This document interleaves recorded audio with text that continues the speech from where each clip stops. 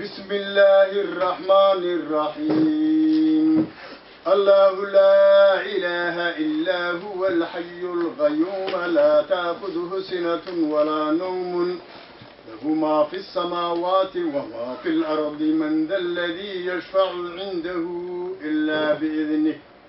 يعلم ما بين أيديهم وما خلفهم ولا يحيطون بشيء من علمه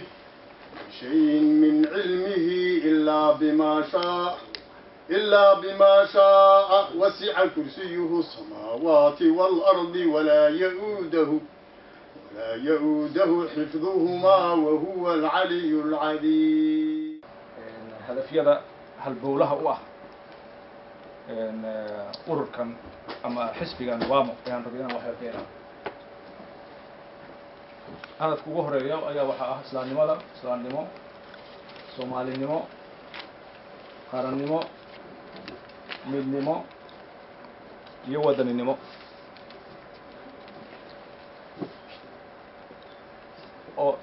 oo intaana aysan ka maqneen cadaalad. ilaan cadaalad midnimo aanan cadaalad iyo daacadnimo aanan ku jirin waxay dhalisaa midnimo la'aan. qarannimo aanan daacad laga ahayn ayadoo lafteedana qaran dumis ayay dhalisaa. marka waxyaabahan waa hadafyada halbowlaha u ah xisbigan Wamo National Party oo ka mid ah xisbiyada Soomaaliyeed wuuna la wadaagay waa qodobadan halkan ku qoran waa wax maaragtay jiritaankeena shakhsi ahaan iyo Soomaalinimo intaba ka tarjumayo oo ayna jirin maaragtay dad isku diidsan inta waan isku raacsanahay.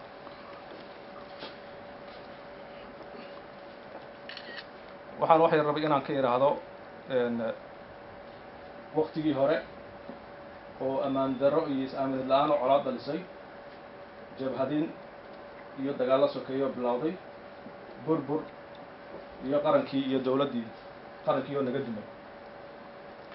marka taasi waxay ahayd wixii sababay 22 sano hadda la soo dhaafay oo qof walba la socday dhibaatooyinkii dadkii Soomaaliyeed ku sugnaayeen. balse maanta ay muhiimadda tahay in maaragtaa hore loo socdo oo wixii hore u dhacay lama iloobayo taariikhday galayaan si loogu cibro qaato aysan mar dambe aysan u dhicin oo la isaga dhowro la isaga ilaaliyo balse waa in hore loo socdo oo dadku ay iscafiyaan in dawladda iyo qarannimada la ilaaliyo xisbiyeen dib u dhis iyo dib u dejin iyo horumar ka wada shaqeeya waa loo baahan yahay. mar haddaanu ka midaysan nahay qodobadan aan hore usoo sheegay halbowlaha u ah xisbigan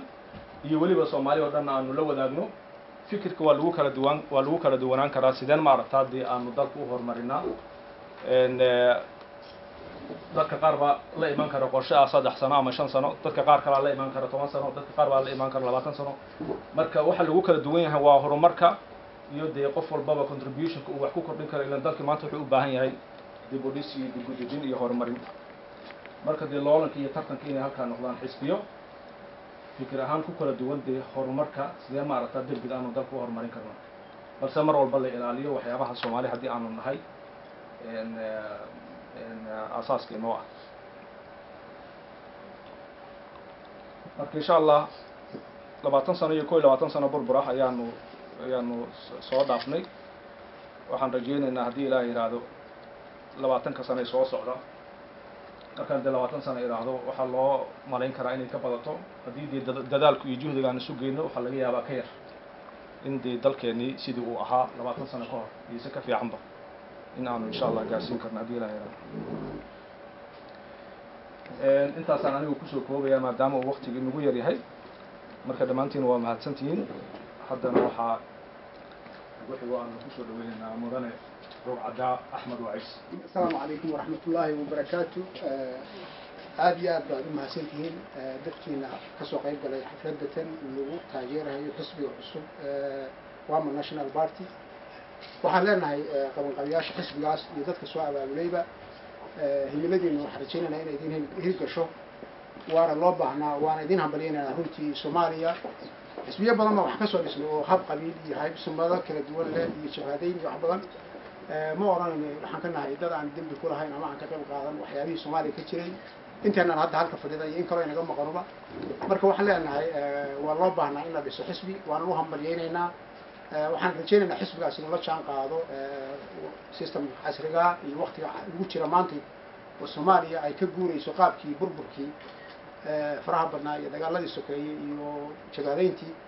in marka waxaan rajaynaynaa marka xisbigaas uu ka turjumo afkaarta ummadda Soomaaliyeed kuwa gudaha jooga iyo kuwa halkaan jooga iyo kuwa meel kale badanba joogaba iyo xisbiyo kaleeto oo Soomaaliya ka baxshay yani dhibaatooyinkii la soo maray waxaan marka aad uga cod daaranayaa anigu kuma soo talagalay horta meeshan aan ka qodbeeyo laakiin waxaan leeyahay meesha wax laga furayo xisbi marka inaan maartay oo hambaleeyo ayaan doonaya xisbiga marka maxaa laga rabaa hadii xisbi la furo xisbigu ma wuxuu noqon haday waxa weeyay ninka hawsha qaban qaabinahay warum ma wadataan maadaama xisbi aad dhisaysaan marka wixii qalin baa wadanaa waxaan marka keenahay kuleelka laga kulmayo hubkii la qaatay waqtigii Soomaalidu ay ugu jirtay anaga reeyo iyo anaga ciidan badan iyo anaga reer fulaan haddii marka ay marka bilaabatay xisbiyeyn waxaan leenahay marka reer Norway waxaan ka mid noqonaynaa dadka bilaabay xisbiga ruudkiisa marka waxa la Wama National Party Wama waxa weeye qaybta koonfurta Soomaaliya ee baraadi ka koreeyay ayaa la oran jiray waagi horeeto gaar ahaan ilaa iyo xeebta baarkii sheegay Kenya ku aadan marka waxaan leenahay waxa asalkeeda iyadoo ay ahay taariikhda si xogsan yahay boqortooyo ka jirtay waayii hore dhulka Soomaaliya balse hadda waxaa laga yaabaa inaysan boqortooyadii kaliya deganeen deegaanka dad badan oo Soomaaliya ay degan yihiin Soomaalidana sideeda haddaan wax la isugu darin oo dadku aysan wax qaybsan dhaqaalaha siyaasadda guurka deegaanka waxa weeye koox kaliya isma inda buuxiso waxyaabaha dalka haystay ka mid tahay dhulkaas marka waxaan ognahay inuu yahay dhul dad badan oo Soomaaliyeed ay ku nool yihiin horumar badan u baahan balse dhibaatadeedana loo meelihii aad loogu dagaalamay muddooyinkii la soo dhaafay inuu ka mid ahaa marka waxaan rajaynaynaa xisbiga magacaas uu leeyahay inuu u gudbo uusan noqon xisbi yani dad gaar ah ay dictate gareeyaan ama koox gaar ay una soo sheegtay uu noqon doono xisbi Soomaali matala sida halka ku qor anagu asaasan ku taageeraynaa inta kale oo maqan inta nala joogtana waxaan leenahay asaas lagu taageero inta haddaan ka gudbo waxaan marka xisbiga u gudbo waxaan rabnaa marka bani'aadamku sidooda hadday wax samaystaan waxaa la rabaa wixii hore inay noqdaan taariikh waxa soo socda in qorshe iyo balan loo sameeyo waxa joogana in loo tashado sida bani'aadamku horumar ku gaaray saas weey Soomaaliya waxa laga dhisay dawlad hadda sidaan ognahay dawladdaas waan hambalyeynaa waxaan rajaynayaa xisbiga inuu hambalyeyn doono iyo dadka kale halkan jooga sida qaabka wanaagsan ay wax isku bedeleen madaxweynihii la doortay Xasan Sheekh Ra'iisul Wasaare Saacid baarlamaanka ku horeeyay iyo gudoomiyaha baarlamaanka Jawaari oo halkan inaga tagay waxaan leenahay Soomaaliya qaab wanaagsan ayay u dhawaaqday oo waxay ka gudubtay qaabkii aan soo tilmaanay oo ahaa isqabqabsiga iyo beelaysiga iyo kooxaysiga waxa jira marka nidaamka laftiisa dawladda Soomaaliya burburkii ku dhacay 20 sano soo dhaafay ma dawlad bay u baahnayd mise dawladdu ma ayna baahnayd la Soomaaliya waqtiga dawladda ay inta dad badan ka mid ah joogay sharaf iyo karaamada aan lahayn iyo meesha maanta aan naalay waa marka muuqata dadka qaarkiis wali inay isku qarxin barnaamijka asaga waxaan leenahay marka dadka ka aan ku qarxin kooxa extremista oo dadka dila oo diin sheegta Soomaaliya waa kuwa aragtay waa la islaama diinta loo baxsada marka diintu maaha waxa loo turjumay qaab oo dan shakhsiyadeeda ama qaab aan ka turjumayn dhaqankeega wanaagsan iyo islaamnimada iyo eelnimada iyo dalka Soomaaliya oo dad kale ku dhaxqasmay marka waxaan leenahay kooxo diimeed oo fashalmay hadda Soomaaliya oo baahna as well as jabhado iyo kooxo beeleed oo ciidamo beeleed Soomaaliya oo baahna hadda waxa ka socda sadoo dhulka hadda waa mid la yiraahdo in dawladda shisheeye oo dariska ay gacan weyn ku leeyihiin sidii Soomaaliya ay u sii burburi lahayd ayagoo dad Soomaaliyeed adeegsanaya aan ku qanacsanayn Soomaaliya inay dawlad noqoto waxaan leenahay marka dadkaas sidaas u fakarayo oo loo isticmaalayo war annaga wixii Soomaali kala gaaray Soomaaliya waa isku filan Kenya iyo Ethiopia iyo ninkii hooyadiis ka tagay Sudan iyo haru jiidaya wanaag noo sameeyaan inta ay Kenya ay haysataan ugu filan horumar la'aanta iyo dhibka ka jira Ethiopia inta ay gacanta ku haysay si dadka Soomaaliyeed baabiinaysan ugu filan waxa leena marka shakhsi asagu dan shakhsiyeed oo gaar loo sheegay kama turjumi karo Soomaaliya in hadda beela iyo ciidamada iyo sheegay kooxays iyo annaga reer fulaana iyo inay Soomaaliya ay noqoto marka waxa leena dawladda Soomaaliyeed mas'uuliyadda ha qaado sida loo doortay ha uga turjunto dalka cadaalad ha ku maamusho dadka Soomaaliyeed waa ku filan yahay dhulka Soomaaliyeed hal gobol baa ku filan gobolka waa ma leeyahay ayaa ku filan Soomaaliya iyo ummadda Afrikaanka oo halka ku nool risiqa halka yaala iyo resource halka yaala ha ka turjunto dawladdu inay qaybiso ummadda deegaanka ku nool iyo ummadda kale oo doonaysa inay nolol ka samaysato dawladdu ha suuqanta mas'uuliyadda hala siiyo dawladdan hala aamino hala joojiyo waxa extremistaha oo fashalmay oo shaararka beelad ku gambanahaya kuwa ii sheegay Kenya ay iyadu lafteeda ay ku gambanayso ay rabto Soomaaliya marka halka waxa jira Soomaaliya Kenya barnaamijka ay wadato waxa ku jira reer galbeedka afar shirkadood waaweyn oo reer galbeeda cadeyntooda degmooyinka hadda shaqo aan ku hayno inay baarka lacag ku baxsheen leysna inay Kenya ka qaateen inay doonayaan inay ka faa'iideystaan xeebta Soomaaliya oo dheer oo la qalluuciyo waagid qaab qalluucin loo sameeyo dad Soomaaliyeed ay la isticmaalayo inay sharciyeyso oo ay noqoto xeebta Soomaaliya meel la isku haysto qaybtaasuna ay Kenya ka mid noqoto si shirkadahaas ay shaqo uga qotaan waxa kale oo jira shirkado kale oo ay leeyihiin wadamada Carabtu oo ilaa ay 6 ah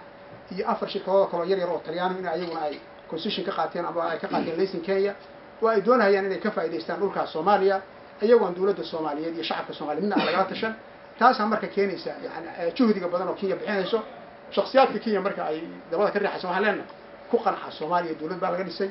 sharafkii Soomaaliyeed waan ogeyn meel kasta oo maanta Soomaaliya qof Soomaali oo maro sharaf iyo karaamo kuma marayo kuwa badda ku dhimanaya kuwa biriga ku dhimanaya kuwa qaxootiga ku dhimanaya burburka iyo karaamo darrada meesha ka jira waxay looga bixi karaa midnimo halkaas ku qoran cadaalad iyo dawladnimo bismillaahir rahmaanir rahiim assalaamu calaykum waraxmatullaahi wabarakaatuh waxaan aad u mahadcelinayaa waabo national party xisbiga kan waa u maleynaya inuu yahay xisbigii labaad oo Norway laga furay markii tayo laga reebay Soomaaliya waxa ku mahadcelin warka badin bay nuxurkiisa raba inaan taabto aad baa waxaan u mahadcelinayaa dhalinyaradii su'aal abushay shirka ka fiican oo Soomaali weyn oo ku dhantay wax Soomaali weyn lagu weynana lagu helmay tafaraaq anigu ka weyn aad baan galad waxa ugu faransanahay inay joogaan website-yadii muhiimka ahaa ee dalka Norway ka shaqeeya dhalinyarada saxaafadda aad baan u mahadcelinayaa halkeen waxaan rabaa soo yahay inuu sheegta dad ba halka la babaqa anu halkeen la babaqa carawi halka waxa iga muuqda saasaan dawladeed iyo saasaan Soomaaliyeed baa ugu fartu kaliya fool mar dhaqso 20 sano Ahmed baa ka sheekeeyay ku noqon bay taariikhdaas laakiin way arnimadii ku qaadan waxa adduunku waxba qoraa laakiin wixii raadka dib baa loogu noqon waxa halka ka cadeynaya galabta inay sheegay tafaraaq ina xul ugu helay hadaynu ku helayno 20 sano suuqa Ahmed baa ku dheeraaday laakiin dad baa wali raba mashaakil waxa dhacay dad baa wali wax u aqaltaagaya 20 sano kale burbura ina ku sii jiro soo wax laga xumaado ma taa marka waxa u baahan tahay wadajir ina uga dhiidhino saxaafadda aan laga baqin warka la sheego group iyo reer qasaxiya reer hadii wax ku noqonayno halkaan ma dhibaatay taa ilaa u gudbo weeyo ujeedadeen hadalkayga dhigaysa hadda ku hor aro aad ugu mahadcelinaya inuu joogo maanta wariyaha hor Afrika iyo rag badan waxay hadaynu hadda saan noqon weyn wixii nabadda iyo wanaag iyo horumarkeena adduunka waa lagu faariyo maaha inaad ka xumaan meelaha hadda nabadda sida Soomaaliya oo kale oo iyadu aan isleeyahay waaba hooyadii u maqan dadka inay badho hadda asxaabta inta sheegin asxaabta dadkii barawi wala degaan waxa la yiraahdo qofs looris Ingiriis ka jira qoodii samaystay Soomaaliya walaalaha weeyo ku amaan kaga dayo laakiin bal tafaraar waa goosashadu waa meel goori meel ma jiraan waa ka cayn la fadhi calanka shada xilligooda ka hoos fadhi deeyal shii laakiin oo gol xaqiisa raani la gali wallahi billahi wadii dhaartay siilay wasiir ganacsigu hay jira waa qaaro in barso inay ka dhabahay runta idin sheegay hadalkaygaan meesha ku qor laakiin wax qabtuu walay hadda waxay keenayaan jifi Jubbaland iyo halkan iyo anaa qabsanayna maxaa yaa raacdaa marka dadka ma raaci kara wala cadeeya Soomaaliya wandheesho wala ogido aduu laakiin maxaa u baahanta in la muujiyo loo baahan hadda meesha hadda la isku haysto cayishiga xoolaha kismaayo inoo tirashkay gaari Soomaaliya noo noloshiga baa magaalada yarta oo xeebta waan ugu khayraadka aan lama jeerate ugu dhar bayniyad sheek hadda arrintaasi laga yeelay waxaan oo cuntaan biya waxaas loo waa afar nin oo daristayaal oo raayinada Kismaayo anaga ale war Soomaaliya meel laba kale doon wala kale wadi ka arkay wali ma maqashay kuwa laga daranyo kuwa gaalada Afrikaanka oo raba inay goostaan macal kuwaas hada kuwa u adeegaya kuwa u dhudhubanaya gaal kuma yimaadeen inaga la aadlay hadalka waa in laga dabaqo hadda intaan hadda hadlayno Axmed hadlay Kismaayo hadii gacanta la qodo ceelkeeda biya la geera wariid artay qofkii tagay meesha saasa oo bariidkii masagadi galada ku beeray kadib oo Soomaali oo deeqda ba waxa ra afar tugo oo gaaleejisay inay anaga halkaas Soomaali qori isugu dhibto oo lagu diro ma yabshi taas cunay neeb wax cunay taas ma lagana yeeli bay lagana beelmay qolada shirka nooca bishay waqti oo kooban runtii way hadal badan baa rabay laakiin intaas aan ku soo koobaya waleeshi baynu nahay halkan hadda joogno iyo xaggaado mid kale saxaafadda waxaan u sheegayaa inay badiyaan hawlaha wixii horumar gaaray ku amaana waxa qaladka wadana ay ka cambaareeyaan oo lagu cambaaray wassalaamu calaykum waraxmatullahi wabarakaatuh علي حسين لما كان موت كاين odayga dee ka dhig ما adiga way adiga maya anigu waxaan ahay Soomaaliland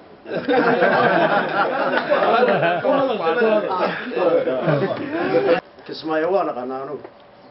Soomaalo dhan bay ku turantay meeshaas halkaa waxaa beeray waa meel nimca loodii lagu dhaqayo 1500 erdeedan u shaqayn jiray anigu marka meel hoodana weeye Soomaalina way wada leedahay meesha haddii meesha dhibaato ka timaado anigu dagaalka waa soo gelinaa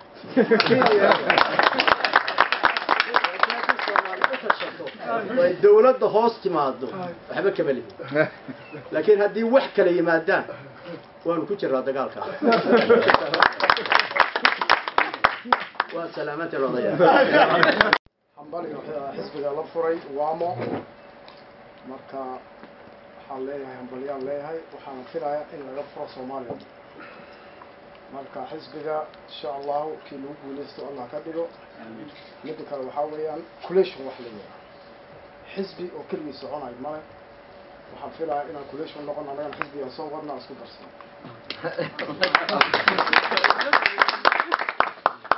ندك الوحويان Somali waa meel oo kala baxo Somali mid kale soo harto waxa weeyaan dawlad ku meel gaar waa laga baxay had waxa dhalatay dawlad marka arinta dawladnimada yaan filaynaa inay socoto oo xidra meel goostan ay harayso assalaamu calaykum waraxmatullahi bismillaahi raxmaani raxiim awalka iyo aakhirka aad baan ugu faraxsanahay intaan Soomaaliya isu timid waxaan salaamayaa dawladda Soomaaliya madaxweynaha Soomaaliya ilays baa maanta noo dhashay dagaal badan iyo burbur badan 42 sano nagu dhaxay dawladdeena hore soo burburtay dabkan ku daadanay iyo badda maanta dawladda yari ilayska yare noo soo baxay waa ku diirsanaynaa TV-yadii Soomaaliga guriyaha hor fadhinaa madaxweynaha waxa ra'iisul baarlamaan baa loo dhisay madaxweynaha loo dhisay ra'iisul wasaaraha loo dhisay aad baan u qanacsanahay ilaahay kursiga ku aftii baraxnimada Allah noo weyneeyo Allah noo ballaariyo Soomaali mid baan leeyahay anigu haweenkii hore Soomaaliyeed baan Maxamed Siyaad Barnaan 20 sano la soo shaqaynayay dawladda Soomaaliya wax ka soo waday cadaaladna oo la waday qabiil oo la wadin Soomaaliniin midnimo dhulalkii inta iskuulii inta wadankii oo dhammaan soo dhisnay haweenka Soomaaliyeed way baabiyeen ilmahay nuujiyaan ilmahay dhalaan iyaga barbaariya iyaga koriya iyaga aabeed haduu dhaawac noqdo qaadata iyaga wiilkeeda hoosteeda lagu dila iyaga qaadata dibkii ku dhaca haweenka Soomaaliyeed dushooda ku dhacday iyaga biyaha u ilaaliya qaadka iyaga u gada barafka iyaga u haadiya iskoolka iyaga geeya haweenka Soomaaliyeed waxaan leeyahay mid iga geeya madaxweynaha Soomaaliyeed iyo ra'iisul wasaaraha Soomaaliyeed iyo madaxda dalka Soomaaliyeed waa inay haweenka xuquuqda ay leeyihiin ay siiyaan ragga xuquuqda haweenka ay ku leeyihiin hooyada ku leeyihiin waa inay siiyaan kuraasta loogu talagalay waa inayna xaqirin habeen iyo maalin haddaan aan joogno Yurub iyo haddaan baadiya fadhino iyo haddaan magaalo fadhinaba TV-yada hor fadhinaa saasaan madaxdayda u daawanaa maanta waa ku qanacsanahay iyaguna waa inay naga qanciyaan waa in laga baxaa qabiil waa in laga naasnuujis laga baxaa waa in ninkii madaxda dalka loo dhisaa soomaalinimo diin uu ku wadaa madaxda dalka Soomaaliyeed mid waa in loo qaybsadaa ma aha mid iyo laba inay isku fuulaan waa in Soomaaliya oo dhan madaxda loo qaybiyaa wadaadada waa in loo qaybiyaa wax walba waa in loo qaybiyaa taa waa iga mid Soomaali waxaan leeyahay gacmaha isqabsato burburkii naga dhaafo dagaalkii naga dhaafo oo yakaara qaadato intay fuushay dadka dhamaynaysa wali lama soo qorin lama Soomaaliya waxaan ku faraxsanahay hambal iga dira madaxda Soomaaliya aad baan ugu faraxsanahay intaan Soomaaliya xisbiga la furay halkan Vamos waa ku faraxsanahay hadana urka weynka Norweedna waa soo dhaweynaynaa idinkana waa ni soo dhaweynaynaa hambalyo wanaagsan بسم الله الرحمن الرحيم السلام عليكم ورحمة الله وبركاته دمانتين مدر يعني مرويين مرتدى شرفت له وضياشا iyo dheergaradka haweenka iyo dhalinyarada shirkan soo muunadeeyay dhamaantiin waxaan idinku soo dhaweynayaa shirkan qiimaha ballaaran oo halkan caawa aynu ku soo qaadayno oo si ugu salaysan dhismaha xisbiga Wamo National Party amaan oo dhan ama mahad oo dhan eeba ayaa iska leh marka xigana aanu mahad celiyo xubnaha ragga iyo dumarka isugu jira ee xafladan baaxadda leh isku soo dubariday marka hore waxaan soo dhaweynaynaa walaalaha Soomaaliyeed ee meelo fog kulankan ka soo qiimeeyay oo ka kala yimi gaar ahaan Bergen iyo Stavanger ee dalka Norway iyo walaalaha kale ee iyaguna ka kala yimi wadamada Sweden iyo Denmark sidoo kale walaalayaal dhamaantiin waxaan si diiran idinku soo dhaweynayaa kulankan xiisaha badan waana ku mahadsantihiin waqtigeena qaaliga oo aad noo soo hurteen inta aynaan hadaba in yar u gelin dhismaha xisbiga Wamo in yar aynu taariikh dhismeedka xisbiga dib u milicsano xisbiga ummadda Wamo ama Wamo National Party ma ahan mid iminka cusub oo hadda toole halkan lagu ableynayo wuxuu saldhigiisu ku tiirsan yahay xisbiga ama ururkii Wamo hore loo oran jiray oo 15kii bishii Agoosto sanadii 1997kii lagu aasaasay oo lagu dhisay magaalada Muqdisho kaas oo ay dadkii siyaasadda iyo ururada ku dhex jiray oo Soomaaliya ay xogogaal u yihiin ujeedada uu u aasaasmay xisbigan oo arintaas talada ku haya waxay ku salaysan tahay qodobo badan oo kulleeba barnaamijkiisa markaanu idin soo gudbino aad ka dheehan doontaan laakiin haddaynu qaybo ka xusno waxa ka mid ah in gabi ahaan la sugo xaqa ay ummadda deegaanka Wamo u leedahay jiritaankooda mushkiladda ugu weyn ee Soomaalida haysataa waxa weeyaan dulan in la isu geysto oo ummad dhan oo dhagax bay dhihi jireen qolyihii kale oo ereyga Soomaaliga hagaajin jiray in la iskaga habsado oo markaasina ay ka timaado isfaham darro kaas oo aakhirka keeni kara colaad aad u fogaata oo aan la isaga dul qaadan karin waxaa kaloo ka mid ah in loo istaago meelmarinta rabidda dadka deegaanka iyadoo tixgelin la siinayo shucuubta kale ee deegaanka ku dhaqan sidoo kale waxaa ka mid ah in laga shaqeeyo sidii nabadda loo adkeyn lahaa iyadoo si siman maamulka iyo maareynta deegaamadaas loo qaybsanayo in lagu tallaabsado sidii looga faa'iideysan lahaa khayraadka ceegaaga dhulka Wamo oo in badan ama odayaashii iga horreeyeen ay halkan ku soo qaadeen idinkuna ah xogogaal u tihiin Soomaaliya sideedoo dhan bay waxay isaga tahay barwaaqo sababtu waxa weeye sida aad la socotaan mashruuc la oran jiray baar dheere project iyo mashruuca Fanol project labadaas project oo ay mar maalgelinayeen dawladaha EU-da waxay cadeeyeen in ay midkiiba si gaar ah oo ilaa iyo 17 milyan oo si xaraga leh ugu filan yahay waa laba mashruuc kaliya midkiiba 7 milyan ilaa iyo 10 milyan oo si xaraga leh ugu filan yahay markaasna Soomaalida qiyaastii waxa lagu tirinay ilaa 12 milyan inay gaarayeen marka colaadaha kale oo laga soo sheegayo hadda la tilmaamayo oo ku salaysan in dhulka Wamo uu yahay dhul Soomaalida oo dhan deeqa taas cidna loo sheegi maayo baan u maleynayaa sababtu waxay tahay waxyaabaha keenay in isku qabadka asaasiga ah ee ka jira koonfurta Soomaaliya amaba si guud Soomaaliya oo dhan inuu yahay deegaankaas oo maxay tahay qof kasta haddee darajiyo raaxo jaale ma dooni haddaad doonayso anna waa doonayaa wey barwaaqada meesha taalla qof kasta waa u baahan sidoo kale waxaa qodobadiisa ka mid ah in la tiigsado sidii horumar looga samayn lahaa dhinacyada siyaasadda dhaqaalaha iyo arrimaha bulshada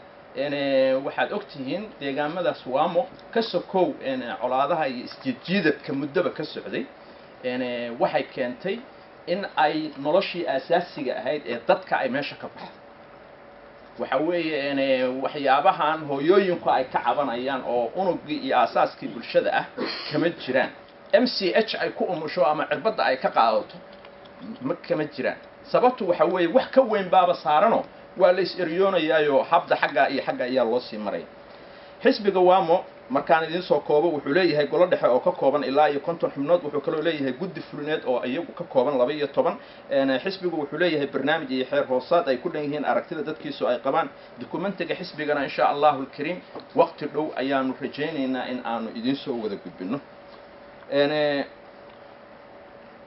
xisbiga waamo wuxuu ka dhisan yahay dalka gudihiisa isagoo xafiisyo ka furan doona North America, Europe, Africa iyo Aasiya xisbiga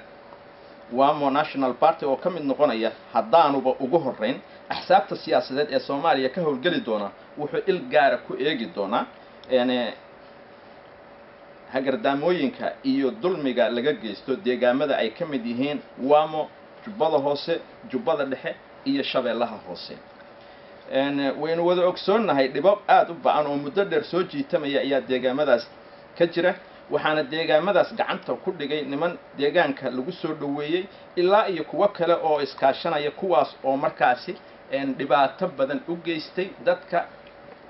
deegaanka iyo duunyadii halkaa ku dhaqnayd waxaynu oran karnaa oo kaliya oo arrintaas aynu kaga qancaynaa waa tii hore loo yiri hadee amaah kugu raagtay yadaaba moodaayo muddo hadiiba sidaas lagu haystay amaba ay gacanta ugu jirtay dadkii isriixriixayay oo isjiidjiidayay Soomaalidu waa isbuurbuurata qaarkood waxaa laga yaabaa inay qabaan weli fikrad ah in ay dadka iyo deegaankaba leeyihiin waxaanu leenahay arrintaasi har noqoto mid laga gudbo waxaanu u sheegaynaa ama aanu jecelnahay haddana u istaagaynaa in arrintaasi ay noqoto mid laga gudbo Soomaaliya Soomaali baa leh qofka Soomaaliyeedna Soomaalidu qab iyo kibir midna qaadan mayso nin laga yeelayo male waxaanu diyaar u nahay in la iscafiyo iscafintaasina waxay dhici doontaa markii kan dambiga galayna uu dambigiisa qirto kii kalena uu yiraahdo hadeer toole aargoosi iyo wax la mid ah ku kici maayee walaalow waa ku cafiyay dhulka iyo dadkuna waana deeqa haddii aan iimaanka la iska qaadin waana deeqa waxaan jecelnahay waxaa markaa wax lala yaabo noqonaysa in dad markii horeba dalka sidaas isriixriixaas ku yimid oo loo arkayo inay tahay dulan fool xun inay ka geysteen waqtiga dheera maanta oo qarnigan 22aad la marayo suurtagal ma noqonayso in dad iyo deegaamo dad kale ama sheegtaan ama lahaadaan oo looga aamuso oo ayaguna si xaraga leh hadee meesha isaga maamulaan waxaanu jecelnahay oo xisbiga waamo munaasabadan asigoo ka faa'iideysanaya baaq ka soo saaraya arrinta ku saabsan Kismaayo sidii adeer sanyara uu ka dhawaajinayo oo ilaa iyo UN ka sii cararaysa waxay u baahan tahay in xaqiiqada runta ay ka jirta oo aynu wada ognahay oo kuwa rabshada wada iyo kuwa kalaba ay og yihiin waxay tahay waa magaalo Soomaaliyeed weey wax walba hada meel bay isugu biyo shubtaan aad bay nasiib darro u tahay marka in maanta tuhun iyo mugdi la geliyo deegaano Soomaaliyeed ayadoo ay Soomaaliya maanta leedahay dawlad rasmi ah oo qarumaha caalamka laga aqoonsan yahay dalkoo dhan laga aqoonsan maanta Soomaaliya waxay leedahay dawlad rasmi ah oo uu madaxweyne ka yahay madaxweynaha si sharci ah loogu soo doortay magaalada Muqdisho mudane Xasan Sheekh Maxamuud isagana waxaanu ugu baaqaynaa in arrintaas dawladdu ay u soo degdegto maamul samaynta Kismaayo iyadoo markaas si xaqaaniya u eegaysa dadka deegaanka baahidoodana tixgelinaysa waxaanu leenahay oo kale oo ururka waama uu aad u soo dhaweynaya ciidamada AMISOM oo ka fariimo qaata dawladda Soomaaliyeed arrintaas waxaanu soo dhaweynaynaa marka ciidamada AMISOM iyaga oo kaashanaya ciidamada Soomaaliyeed markaas tallaabo ka qaaday ciidamadii maleeshiyaadkii al-shabaabka oo Kismaayo iyo nawaaxigeeda ka xiray arrintaas waxaa looga fadhiyaa marka wax kasta tallaabo kasta oo AMISOM ay qaadayso ama ciidamada xoogga dalka Soomaaliyeed ay qaadaan waa mid hoos tagaysa dawladda Soomaaliya xisbiga waama wuxuu soo dhaweynayaa aadna u cadeynaya in arrinta waama ay tahay arrin dawladda Soomaaliyeed looga fadhiyo inta aanay wax badan isku murgin waxaan soo dhaweynaynaa baaq ku aadan maamul samaynta magaalada Kismaayo oo taariikhdu markay ahayd 9kii bishii 10aad ay soo saareen wax garad ay kamid yihiin suldaanka beesha warday ugaaska iyo nabadoono iyo aqoon-yahano iyo xildhibaano oo markaas ayaguna ay uga soo horjeedaan tallaabooyinka ka socda iyo tuhunka la gelinayo cidda xasaanada siyaasadeed iska leh ee maamul samaynta Kismaayo iyo nawaaxigeeda iyo gobol kasto kamid hadda Kismaayo waaba xaafad halkaano waxay u jirtaa 500 kiiloomitir xamar dawladda Soomaaliyeed ilaa iyo xuduudka caalamiga oo rasmiga ah oo meelahaas u dhow ceel berde maxaan ku ilaahdaaye rab dhuure korneelkii baa joogo hawlahaas wax badan ka gargaranaya ilaa iyo badhaadhe ilaa iyo qooqaani ilaa iyo afmadow waa degmooyinka ku taxan xuduudda ayay mas'uuliyadeeda leedahay sidoo kale waxaan soo dhaweynaynaa baaq ku aadan maamul samaynta Kismaayo oo uu soo saaray madaxweynaha ama ay soo saartay dawladda Djibouti oo madaxweynaha ka yahay Ismaaciil Cumar Geelle xukuumaddiisa iyo shacabkiisa isku duuban oo ay markaas caalamka iyo hay'adaha iyo dad kasta oo qusaysa arrinta ka hadlaya arrinta jubbooyinka markaas ay ku cadeynayeen in arrintaasi ay tahay arrin la isku waafaqsan yahay oo looga dameynayo dawladda Soomaaliya walaalayaal xisbiga waamo wuxuu si weyn u cambaaraynayaa maamul xaafadeedka dhawaan Kismaayo laga sheegay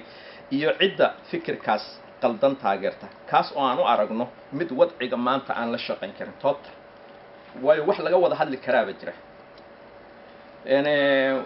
waxaan leenahay yaan lagu hodmin aragtida gaaban ee markaas horboodayaasha soo galootigu ay indhaha wax garadka ku beer la xawsanayaan waxaan ka digaynaa waxa ay wadaan dalaalinta damacdoonka iyo kuwa taageeraba oo had iyo goorba iska indha tira xaaladda runta ah ee degmada waamo ay ku sugan tahay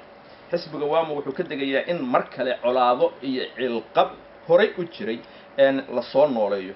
xisbiga waamo wuxuu qabaa hadiiba ay jirto cid ka sokaysa dawladda federaalka Soomaaliya oo u haqal taagaysa maamul samaynta Kismaayo markaas xisbiga waamo oo isagu si dhaba deegaanka uga abtirsanaya inuu isagu yahay kan ugu horeeya ee xaq u yeelanaya isagoo ayaana maamulada gobolka iyo kuwa degmaba soo dhisi doona insha Allah kareem waqtigii loo baahan dabcan isaga oo tixgelin siin doona bulshooyinka kale ee deegaanka kula dhaqan hadii cid kale ay isku daydo inay boobto talada oo markaas ay iyadu si gooni ah u soo samayso maamul jajuub ah oo Kismaayo ka howlgala markaas waxaanu cadeynaynaa in xisbiga Wamo National Party aanu sinaba u ogolaan doonin oo aanu aqoonsan doonin maamulkaas boobka ku salaysan iyo cidda wadata الرحيم الحمد لله رب العالمين والصلاة والسلام على رسول الله أما بعد waxaa horta marka hore aan idinku salaamayaa dhammaan ka soo qaybgalayaasha xafladan barakaysan ee ku dhawaaqida magaalada Oslo xisbiga Wamo National Party ka soo qaybgalayaasha iyo qabanqaabiyeyaashaba dabcan waan ku jiraa labadaba waa annagu mahadsanay idinkuna mahadsantii haddii dad ay ku soo dhaweeyaan ولا لها يقول كودي كانوا كودي هذا جوش فريسو واحد نعم شكلنا كفصو وطن كنا كنا نلوم ما حي مدينين ما واحد مدينين إلا هو ما صنتاي مسائل لا تقال من مدين waxay mudan yihiin inay waa mahadsanti deegaanka maamo sidaa weeye waamo aqoon baan u leeyahay waan akhristay taariikhdiisa waan ku noolaa waan ka shaqeeyey laakiin waamo waxaan rabaa inaan uga dambeeyo ninka waamo ku dhashay ayaan rabaa inaan quraxay baan ku dhashay qabridahar baan ku dhashay waxaan rabaa inaan aayaha qabridahar ka taliyo waxaan uga dambaynayaa boqortooyinkii waamo iyo waaqdhoobey allahu akbar waxaan uga dambeeyaa marka wiil aniga ilamida oo ka soo orday muxuu ahaa meeshii aan garanayo qabridahar ka soo orday inuu yiraahdo waamaan maamul u sameynaya anu waxaan arkaa wax leeyahay kaafiye karinay arrin kale fog ta iga hadlinaysa caawa taawe ta iga hadlinaysa taaweeye waxaan ahay oday Soomaaliyeed oo nabadda iyo walaalnimada jecel labadii boqortooye midna jamaamay fadhida midna badhaadhiya fudubay fadhida gardarrada waa laga wanaagsan wadankan annaga ayaa martina loogu yahay marka suldaanku saamteen inuu wax difaaco wey beesha hadday aniga beesha aan ka dhashay asal ay wax dulmayso waa inaan qabto waa xadiis saxiixa waka wansur akhuuka daaliman oo madluuman laakiin haddii la dulmayo ma ogolin dulmi baa meeshan yaalla dulmiga meeshan yaalla lama ogolo dulmigaas wuxuu bilowday 1919 markii Kismaayo la dhihi jiray cilwareegu waxaan rabnaa in la wada hadlo gogol nabadeed baan u dhigaynaa annaga xaq u leh gogashaana waa inay dawladdu kharashkeeda aynana bixiso nabadgelyadeena ay ilaaliso annaga dhigayna waamo iyo waaqdhoobay baa dhigaysa allahu akbar cid kale oo xaq u leh oo looga dambeeyaa ma jirto dawladda Soomaaliyeed